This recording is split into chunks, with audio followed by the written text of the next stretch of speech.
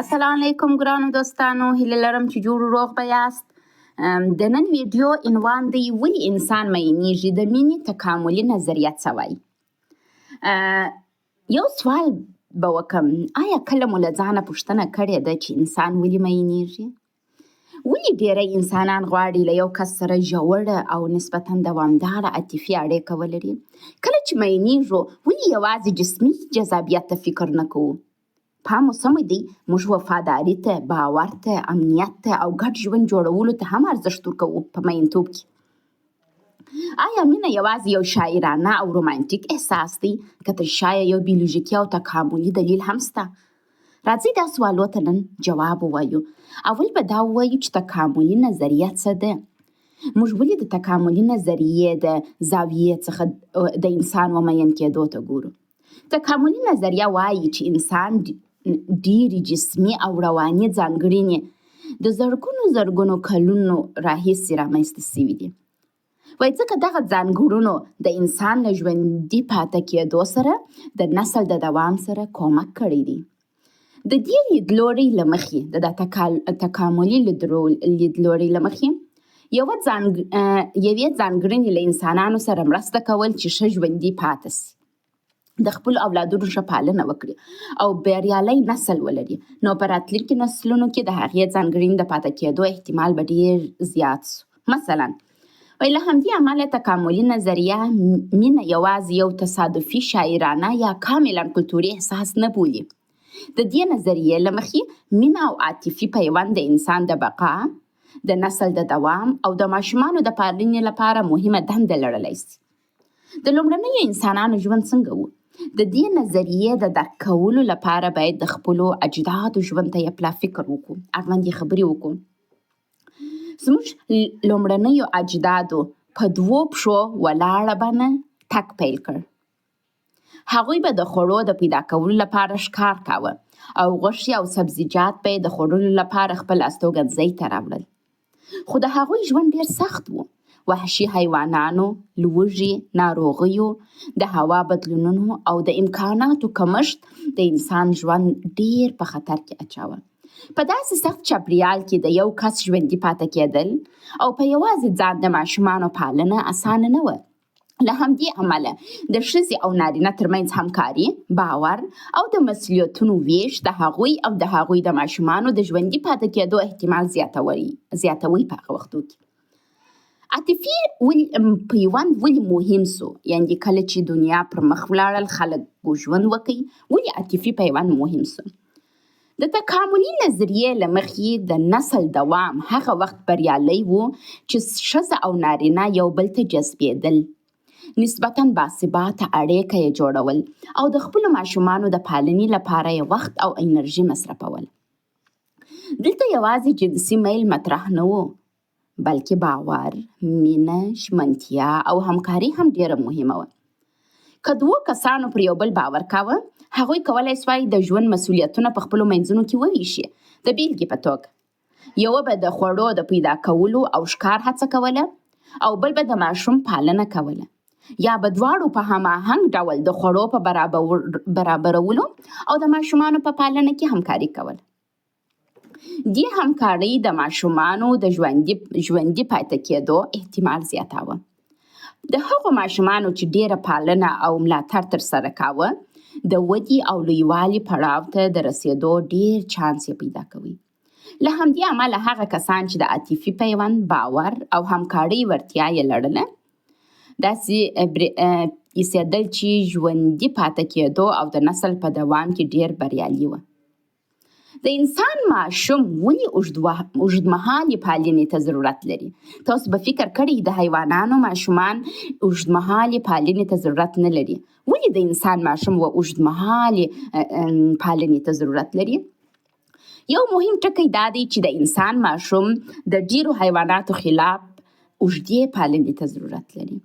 ډیر حیوانات تر زیږون لږ وخت وروسته تګ کولی شي، خپل خواړه پیدا کولی شي یا تر یو حد له ځانه ساتنه کولی شي. خو د انسان ماشوم د 2 کلونو لپاره په خوړو، امنیت، زده کړه، عاطفي ملاتړ او د والدینو په پالنه پورې ډیر تړلی. دا اوږدمهاله تړاو د دې سبب کیږي چې د ماشوم پالنه ډیر وخت انرژي او همکاري ته اړتیا ولري.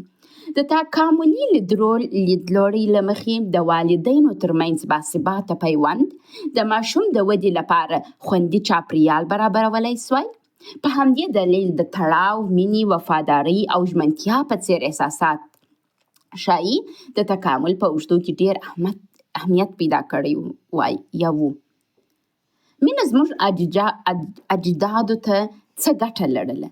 زموږ نیکونو ته، زموږ پخواني خلکو ته مینې څه ګټه کول؟ تصور وکړئ چې ډیرو پخوانیو وختونو کې دوه انسانان یوازې د لنډ وخت لپاره له یو بل سره اړیکه پیدا کړي او د ماشوم تر زیږېدو وروسته سره جلا سي. په دې حالت کې شاید د ماشوم د پالنې ټول مسؤلیت د یوه کس پر غاړه پاتې سي. په یو وخت کې د خوړو برابرول، له خطرونو څخه ساتنه او د ماشوم پالنه کول ډیر ستونزمن کار و. خو که دوه کسانو له یو بل سره مینه لرله، یو بل یې باور کاوه او خپله اړیکه یې دوامداره ساتله، نو کولی سوای مسؤلیتونه سره وویشي. دې همکاریو څو مهمې ګټې درلودلې. یو، د خوړو برابرول او د ماشومانو پالنه د دوه کسانو ترمنځ ویشل کېده. دوهم، ماشوم ډیر ملاتړ او امنیت ترلاسه کاوه. دریم، د ماشوم د ژوندي پاتې کېدو احتمال زیاتېده. څلورم، والدینو د خطرونو په مقابل کې د یو بل ملاتړ کاوه. پنځم، کورنۍ ډیر ثبات او یووالی درلودی. نو د تکاملي نظریې له مخې عاطفي پیوند یوازې د یو خوښ احساس د رامنځته کولو لپاره نه و، بلکې د انسان په بقا او د ماشومانو په بریالۍ پالنه کې مهم رول درلودی. د تکاملي نظریې درې مهم عناصر لري. په دې نظریه کې کولی سو درې مهم عناصر له یو بل څخه جلا کړو. هغه څه شي دي؟ اول، شهوت یا جنسي میل. جنسي میل انسان د اړیکې جوړولو او د نسل د تولید پر لور هڅوي. د تکاملي لیدلوري له مخې دا میل د نسل له دوام سره تړاو لري. خو یوازې جنسي میل یوه دوامداره عاطفي اړیکه نسي جوړولی. کېدای سي جسمي جذابیت موجود وي، خو باور، ژمنتیا او مسؤلیت پذیري موجود نه وي. دغه مشکل ما په دا دوهمه نکاح کې درلودی. زما میړه جنسي جذابیت ماته درلودی، خو ماته ژمنتیا نه درلودل، زما مسؤلیت یې نه اخیستی. دوهم، جذابیت او عاطفي مینه. جذابیت د دې سبب کیږي چې یو کس خپله پاملرنه پر یو ځانګړي شخص متمرکزه کړي، د هغه لیدلو ته لیواله وي او د هغه حضور ورته خوښي ورکوي. په عاطفي مینه کې انسان یوازې د جسمي اړیکې په اړه فکر نه کوي، بلکې رواني نږدېوالی، پاملرنې، ملاتړ او صمیمیت ته هم اړتیا پیدا کوي. متاسفانه زما دوهم میړه زما سره هیڅ نوعه صمیمیت، ملاتړ، پاملرنه او دا شیان نه درلودل. اصلا زما په کیسه کې نو. دریم، ژمنتیا او باثباته پیوند. ژمنتیا د اړیکو د ساتلو او د اړیکو د مسؤلیتونو د منلو د پریکړې په معنا ده. زموږ د اجدادو په زمانه کې دې باثباته پیوند کولی سوای ښځه او نارینه د اوږدې مودې لپاره یو ځای وساتي او د خپلو ماشومانو ملاتړ ته یې وهڅوي.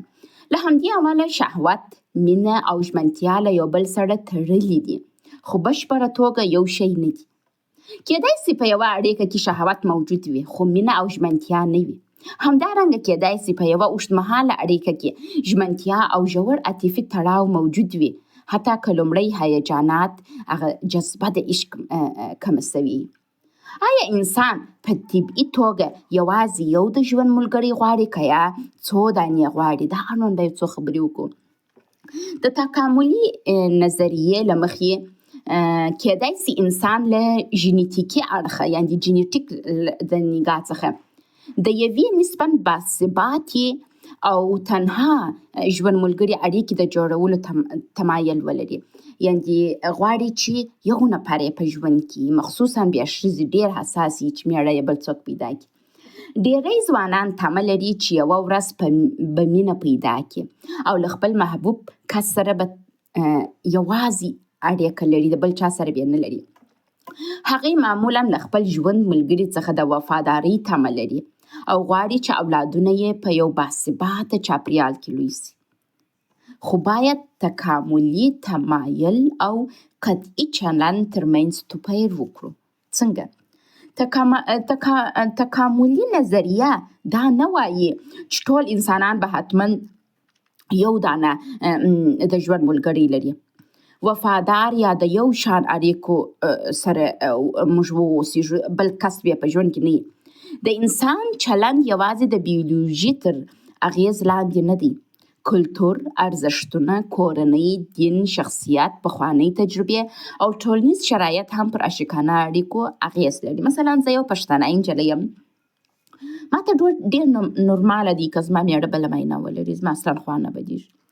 له همدې امله تکاملي نظریه د انسان ځینې عمومي تمایلات بیانوي، خو د ټولو انسانانو د چلند وړاندوینه نه کوي. خو عموما هلک هم په دا فکر کې چې زه یوه مینه ولرم، خورا داسې ناولده مینه ولرم، نجلۍ هم په دا فکر کې. آیا مینه یوازې د نسل د تولید لپاره ده؟ نه نه نه نه. دا چې مینې په پخوا وختونو کې د انسان له بقا او د ماشومانو له پالنې سره مرسته کړې ده، په دې معنا ده وبخښئ ماته زنګ راغلی. آیا مینه یوازې د نسل د تولید لپاره ده؟ نه. دا چې مینه په پخوا وختونو کې د انسان له بقا او د ماشومانو له پالنې سره مرسته کړې وه، په دې معنا نه ده چې د نن ورځې مینه یوازې د نسل د تولید لپاره ده. انسانان ممکن د صمیمیت، ارامتیا، ملګرتیا، رواني ملاتړ، د تړاو احساس، ګډې ودې او د یوه بامعنا ژوند د لرلو لپاره مینه وکړي. همدارنګه ټولې عاشقانه اړیکې د اولاد راوړلو په هدف نه جوړیږي. ځینې جوړې پریکړه کوي چې د اولادونه ونه لري، خو بیا هم ژوره مینه، ژمنتیا او عاطفي پیوند تجربه کولی شي. تکاملي نظریې ته ډیره هڅه کوي چې دغه موږ ته روښانه کړي چې د مینې او عاطفي پیوند وړتیا د انسان په اوږده تاریخ کې څنګه رامنځته شوې او ولې تر نن ورځې پاته ده. یوه ساده مثال به درته ووایو. د لومړیو انسانانو دوې ډلې تصور کوي په خپل فکر کې. په لومړۍ ډله کې والدین د ماشوم تر زیږېدو وروسته له یو بل څخه جلا کیږي او یوازې یو کس د خوړو برابرولو له خطرونو څخه د ساتنې او د ماشوم د پالنې ټول مسؤلیت پر غاړه اخلي. په دوهمه ډله کې والدین له یو بل سره عاطفي تړاو لري، یو ځای پاتې کیږي او پر یو بل باندې باور کوي او مسؤلیتونه سره ویشي. په یوه خطرناکه او له اوسنیو امکاناتو څخه په خالي چاپریال کې د دوهمې ډلې ماشومان ښایي د ژوندي پاتې کېدو ډېر چانس درلودلی شي. که دغه ماشومان لویوالي ته رسېدل، د عاطفي تړاو، همکاري او پیوند اړوند ځانګړنې هم راتلونکو نسلونو ته د انتقال ډېر امکان لري. دا بیلګه ښیي چې مینه او ژمنتیا ولې د انسان د تکامل په بهیر کې اهمیت پیدا کړی دی. آیا مینه په بشپړه توګه بیولوژیکي ده؟ دا سوال ته به هم جواب وایو. تکاملي نظریه د مینې بیولوژیکي او تاریخي اړخونه بیانوي، خو مینه یوازې یو بیولوژیکي پدیده نه ده. د مینې کولو ډول، د ملګري انتخاب، د محبت د څرګندولو طریقه او له اړیکې څخه زموږ تمې د بېلابېلو عواملو تر اغېز لاندې دي. مثلا د مغز جوړښت او هورمونونه. دوهم، شخصیت او عاطفي تړاو سره کوم عاطفي تړاو جوړوي. دریم، د ماشومتوب تجربې. څلورم، د والدینو چلند. پنځم، کلتور او ټولنیز ارزښتونه. شپږم، دیني باورونه. اووم، د پخوانیو اړیکو تجربې. اتم، د انسان اړتیاوې او د هوښیاري پریکړې. دا ټوله برخه پکښې لري. له همدې امله یوه نظریه په یوازې ځان د مینې ټول اړخونه نشي بیانولی. تکاملي نظریه یو مهم لیدلوری دی، خو د مینې یوازینۍ نظریه نه ده. د مینې پر تکاملي نظریې نیوکې هم سوي دي د تاریخ په اوږدو کې. که څه هم تکاملي نظریه مهم توضیحات وړاندې کوي، خو ځینې محدودیتونه هم لري. لومړی، د انسان د ډیرو پخوانیو اجدادو د چلند مستقیمه څېړنه اسانه نه ده. څېړونکي معمولا د بیولوژیکي رفتاري او پرتلیز شواهدو پر بنسټ د هغوی د ژوند په اړه پایلې اخلي. دوهم نیوکه یې څه ده؟ وایي که ټوله مینه یوازې د نسل د تولید له لارې تشریح کړو، د انسان ډېرې اړیکې له پامه غورځول کیږي، لکه د هغو جوړو مینه چې اولاد نه لري یا نه غواړي اولاد ولري. دریم نیوکه پر دا نظریه څه شوې ده؟ انسان یو هوښیار، ټولنیز او کلتوري موجود دی. انسان یوازې د غریزو پر اساس عمل نه کوي، بلکې د خپلو انتخابونو، ارزښتونو او اړیکو په اړه فکر او پریکړه هم کوي. له همدې امله تکاملي نظریه د مینې او عاطفي پیوند د رامنځته کېدو د علت یوه برخه بیانولی شي، خو د مینې ټول حقیقت نشي رانغاړلی. نو موږ په اخر کې باید څه ووایو؟ داسې وایو چې د تکاملي نظریې له مخې مینې او عاطفي پیوند د تاریخ په اوږدو کې د انسان له بقا او د ماشومانو له پالنې سره مرسته کړې ده. زموږ اجداد هغه وخت ډیر بریالي وو چې کولای سوای یو بل ته جذب شي، پر یو بل باور وکړي، نسبتاً باثباته اړیکه جوړه کړي او د ماشومانو د پالنې مسؤلیتونه سره وویشي. د دې لیدلوري له مخې جنسي میل د نسل له تولید سره مرسته کوله، مینې او جذابیت دوه کسان یو بل ته نږدې کول، ژمنتیا او عاطفي تړاو او د اړیکې په ساتلو او د ماشومانو په پالنه کې مرسته کوله. د والدینو همکاري د ماشومانو د ژوندي پاتې کېدو احتمال زیاتاوه. دا ځانګړنې په تدریجي ډول د انسان د رواني تمایلاتو یوه برخه ګرځېدې. خو نن ورځې مینه یوازې د نسل د تولید لپاره نه ده. مینه د صمیمیت، ملاتړ، امنیت، ملګرتیا او د ژوند د معنا سرچینه هم کېدای شي. دا زما میړه زما سره چې واده کړی و، دا اوس چې ماشان ویل دا یو هم نه کول، یوازې جنسي رابطه زده وه، اولاد پیدا کېده، نور یې نه مینه زده وه، نه صمیمیت زده و، نه ملاتړ زده و، نه د امنیت احساس زده و چې تا ته یې درکوي، نه ملګرتیا کول او نه یې ژوند معنا درلودل، بس په پیسو پسې لسوي. نو تکاملي نظریه موږ ته دا نه وایي چې مینه یوازې یو غریزه ده، بلکې دا روښانه کوي چې د مینې کولو او د یوه باثباته عاطفي پیوند د جوړولو وړتیا ولې د انسان لپاره مهمه شوې ده.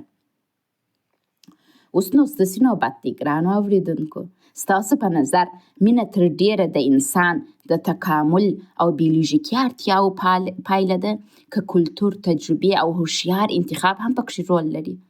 تاسو لطفاً خپل جواب د دغه سوال ده ما ته په کمنټ کې ولیکئ چې زه پوه شم چې تاسو زما ویډیو تر اخره لیدلې ده. او که مو دا ویډیو خوښه ده نو لطفاً دا ویډیو خپل